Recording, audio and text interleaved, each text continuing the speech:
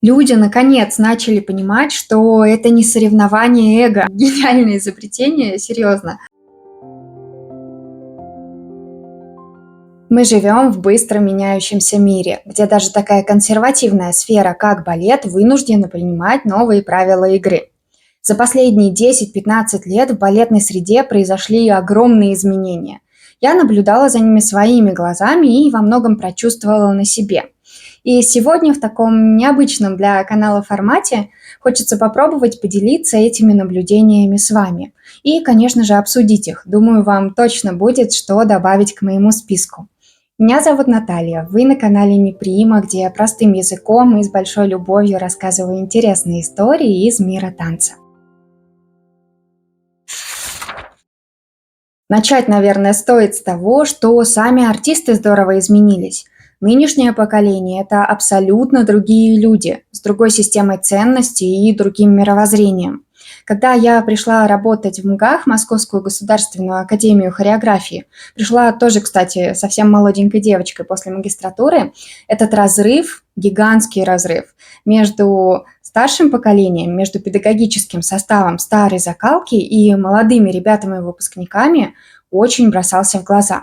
Конечно, этому в немалой степени способствовали соцсети. Если раньше артисты были фактически заперты в театре и имели очень смутное представление о мире вокруг, кругозор нынешних танцовщиков значительно шире. Благодаря соцсетям они имеют возможность хотя бы через смартфон выходить за пределы своего узкого профессионального мирка и видеть, как живут другие люди, чем они занимаются, какой бывает жизнь. Какие бывают хобби. Сейчас у многих артистов интересные и нестандартные увлечения, которые помогают им отдыхать и отвлекаться от балета.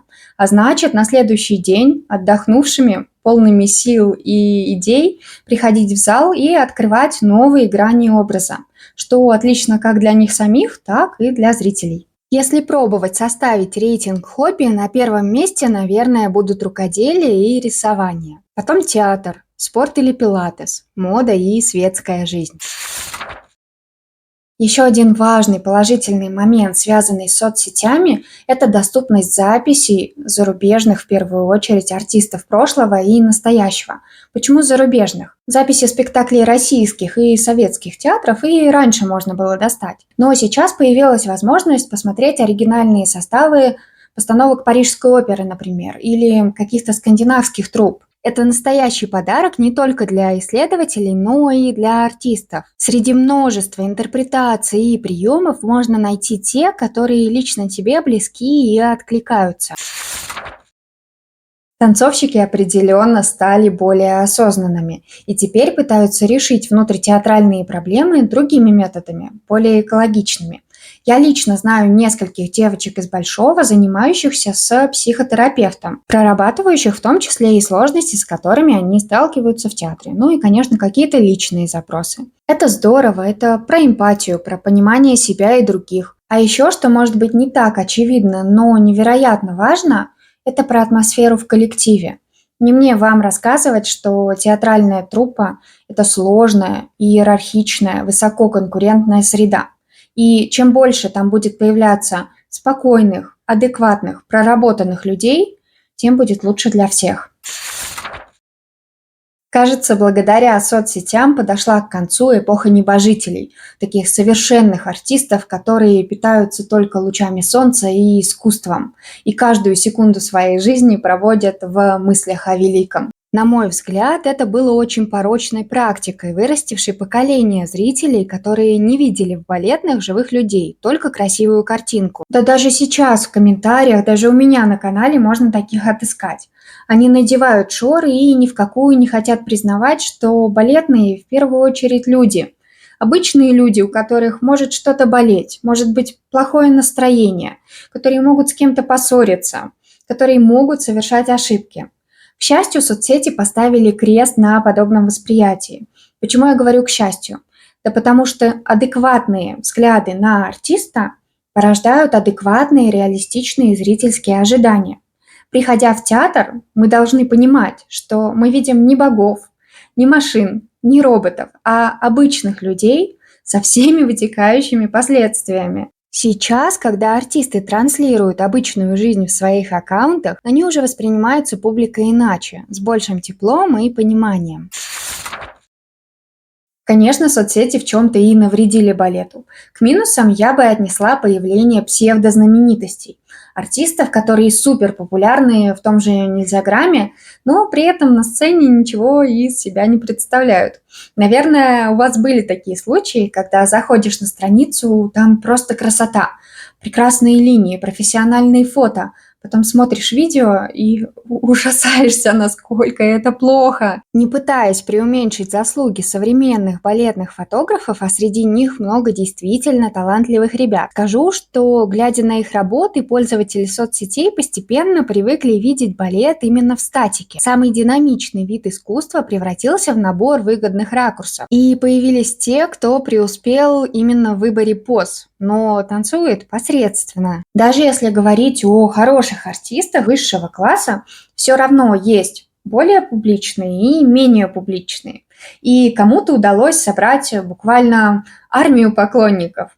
Эти поклонники в основном дети, молодежь, которые, возможно, не имеют большого опыта насмотренности реальных спектаклей в театре. Они судят почему? По фото, максимум по рилсам. И потом вот такие дети приходят в комментарии под видео на канале Маринки о повышении Марии Ильюшкиной и пишут: «Но почему не Мария Хорева? Она должна быть примой. Она же самая известная русская балерина в мире». Я думаю, они в этом абсолютно искренни. Для них это действительно так, потому что они привыкли переносить успех в соцсетях на жизненный успех, на карьерный успех.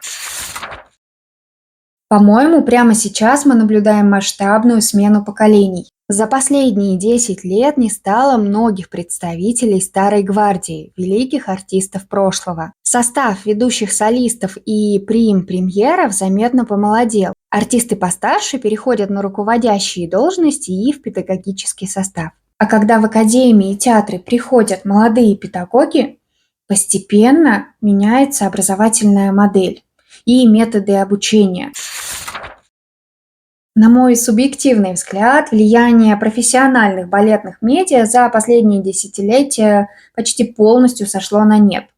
Они по-прежнему существуют по принципу междусобойчика, где работают друзья друзей и пишут про своих друзей. Получая официальное финансирование от государственных структур, они просто не могут быть до конца по-настоящему искренни в своих оценках актуальных театральных событий. Я много лет сотрудничала с разными изданиями, и с уверенностью могу сказать, что там нет свободы творчества и настоящей глубины погружения в материал. Им просто неоткуда взяться, потому что ребята стараются быть очень модными, и всем удобными. Такие издания публикуют бесконечные, набившие оскомину фотосессии и хвалебные отзывы на спектакли с участием, как правило, одних и тех же танцовщиков. Реально важные темы они поднимать боятся. Например, я лично много-много лет назад, когда еще это не было мейнстримом, пыталась продвигать идею о том, что пора бы начать говорить про расстройство пищевого поведения в балете. Но, как вы понимаете, ничего не вышло. По-моему, будущее за независимыми авторами, которые ни на кого не оглядываются и могут говорить о том, о чем нужно говорить. Некоторое время назад по американским труппам прокатилась волна отмен.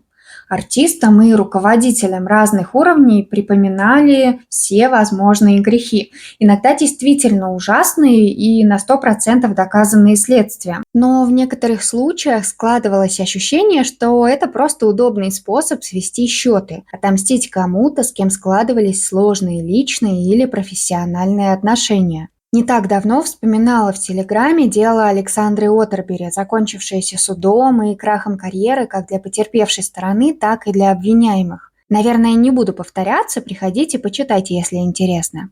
Но были и люди, которые пострадали больше из-за общественного резонанса. Обвинениям в эпоху МeToo верили безоговорочно, отменяя кого-то даже без предъявления серьезных доказательств. До наших театров волна отмен пока не добралась. К счастью или к сожалению, вопрос дискуссионный. Тут действительно есть о чем порассуждать. Более подробно о культуре отмены поговорим в следующем видео, где я поделюсь впечатлениями от одного многосерийного американского подкаста, создатели которого в один ряд с Чейзом Финли и Питером Мартинсом попытались поставить самого отца-основателя Нью-Йорк Сити Балли Джорджа Баланчина. Чтобы доказать безосновательность претензий к мистеру Би, я обратилась к проверенным источникам, книгам, статьям и документальным фильмам. Получилось интересно, не пропустите. Когда после огромного многолетнего перерыва я решила вернуться в балетный класс, меня совершенно поразило разнообразие одежды для танцев, доступной на маркетплейсах. Раньше купить балетки, купальник, вкладыши – это было целой эпопеей. Сейчас просто заходишь на сайт и из множества вариантов выбираешь подходящий. Такая экономия времени и сил. Ну и денег тоже, потому что можно найти варианты, вписывающиеся в любой бюджет. При этом забавно, что сайты главных игроков рынка как будто застряли в 2005-м. Там невозможно ничего найти, какой-то допотопный дизайн. Не знаю, почему они не хотят их обновлять. Пожалуй, для меня главным открытием стало трико с открытой стопой. Друзья, я имела в виду со снимающейся, не с открытой. Раньше как-то не принято было их носить. Точнее, не то, что не принято, их просто не было в продаже. А сейчас в любом магазине, на любом маркетплейсе. И это просто невероятно. Гениальное изобретение, серьезно. Хочешь снимаешь, хочешь надеваешь, хочешь закатываешь. Очень удобно, просто супер. А вот что я вам ни в коем случае не советую брать на маркетплейсах, так это вкладыши в пуанты. Видела у девушек, они какой-то неправильной формы, на короткие пальцы, не доходят до косточки, непонятно, что они там вообще защищают, какие-то скользкие, хлипкие. Я, честно говоря, не смогла вообще в них работать и просто по старинке заматывала тряпочкой. Вообще в России шьется много качественной и красивой одежды для танца. Появились разные небольшие местные производства, открываются шоурумы с дизайнерскими юбочками и купальниками. Это здорово для артистов, потому что купальник для них повседневная рабочая одежда. И, конечно, девочкам хочется чувствовать себя красивыми, подбирать цвет под настроение. Замечательно, что есть выбор. Я посещаю открытые балетные классы, куда приходят и профессионалы, и любители. И замечаю, что последние невероятно много сил вкладывают в создание правильного балетного образа. Это неплохо, просто вначале мне казалось странным и необычным, что человек первый раз пришел на балет, у него не поставлен корпус, позиции, он не знает, что такое выворотность, но при этом балетный лук с иголочки в лучших традициях Pinterest. В мои времена как-то проще, что ли, все было. Раз уж заговорили о непрофессионалах, я с удивлением увидела нынешний размерный ряд. Раньше сложно было себе представить, что где-то в салоне найдется балетный купальник размера XL. Но на маркетплейсах вариантов размера масса. Для меня это сигнал о том, что балетный мир стал более открытым, терпимым и толерантным. 10-15 лет назад у большинства профессионалов любительский балет вызывал в лучшем случае улыбку и легкое снисхождение, в худшем плохо скрываемое презрение в духе «вам не понять наше великое искусство». Сейчас непрофессиональный балет – индустрия, прочно обосновавшаяся на рынке. Индустрия, в которой вращаются большие деньги и которая кормит огромное количество артистов и педагогов. О том, как и почему произошли эти перемены, мы рассуждали с педагогами и их учениками в мини-фильме «Балет для всех». Если не видели, горячо рекомендую. На открытые классы даже элементарного и базового уровня заниматься приходят профи, и их уже не беспокоит, что рядом у станка стоят начинающие. Люди наконец начали понимать, что это не соревнование эго, что ты приходишь заниматься в первую очередь для самого себя и решаешь на классе какие-то свои задачи. Здорово видеть мальчиков и девочек, мужчин и женщин разного уровня, разных возрастов и профессий, объединенных любовью к искусству. Подобные уроки – вдохновляющее зрелище.